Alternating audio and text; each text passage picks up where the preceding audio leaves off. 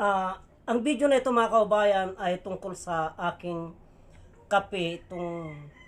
Ang ininom ko pag umaga, papalit-palit po ang aking ininom mga kaubayan. Puro mga halamang gamot ito. Kaya ito po ang aking ibinidyo ngayon. Itong gayabano at oregano. Ito po ang aking inumin ngayon mga kaubayan. Araw-araw po ay nagpapalit po ako ng aking iniinom, oregano at gayabano at honeybee. Ito po. Naglaga na po ako mga kaubayan. Ayun po, nakalaga na. Kukunin ko pati papakita ko po sa inyo kung paano ko po tinitimplan yan mga kaubayan.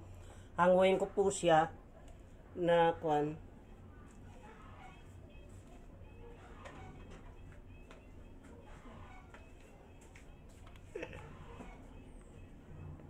Ito po siya, nakalaga na.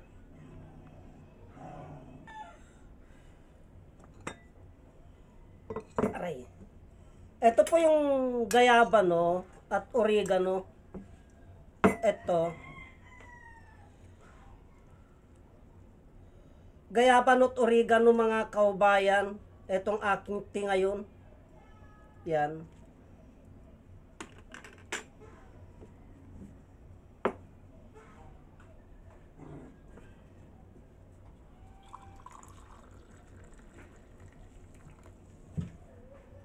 Ito na po siya.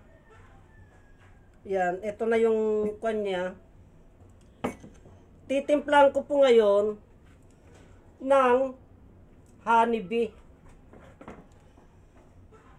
Ang lasa nito mga kaubayan, pag wala pang honeybee, itong oregano,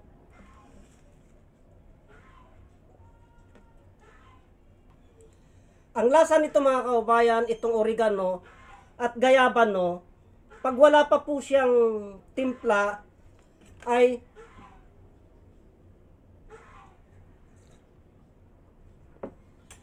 masarap po. Wala pong pait, wala pong pakla, wala pong mararamdaman mo po yung bisa ng gayabano at saka yung oregano.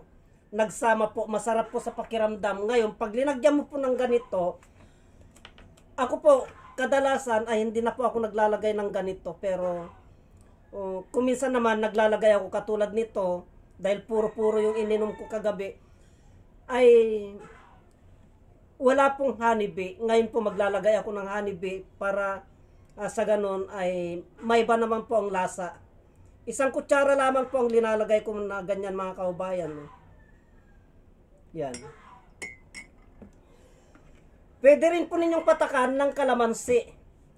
Kung gusto nyong mag-iba po ang flavor niya, pwede po ninyong patakan ng kalamansi. Ugalin po natin mga kaubayan na uminom po ng oregano at gayabano tuwing umaga. Maganda po sa katawan niyan, wala pong halong biro. Marami po tayong benepisyong nakukuha dyan. Ito po.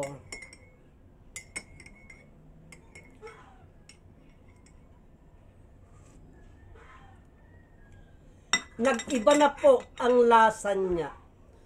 May tamis na po siya, masarap na po siya. Pero kahit wala pong honeybee, mga kaubayan, kahit wala po siyang honeybee, ay masarap po na inumin. Yan, masarap pong kapiin kahit wala pong honeybee. Kaya lang, kung minsan ang katawan natin ay naghanap po ng ibang flavor. Ng ibang flavor, kaya ko po linagyan ng honeybee. At pwede rin po ninyong lagyan ng kalamansi. Kalamansi po, depende po sa kondisyon ng inyong katawan, sa inyong gagamutin. Halimbawa, nakakaramdam kayo ng medyo ubuin na kayo o nangangati na yung inyong lalamunan, haluan na po ninyo ng kalamansi. Ngayon, pag may ubo na po kayo, haluan na po ninyo ng ampalaya, mga kaubayan. Mga halamang gamot po yan. Mga halamang gamot po yan na pinaghalo-halo, na panggamot sa mga karamdaman. Yang mga oregano, gayabano. Kaya wag po nating baliwalain itong mga halamang gamot na ito kasi napakaganda po, napakabisa po na panggamot sa mga karamdaman sa loob ng ating katawan.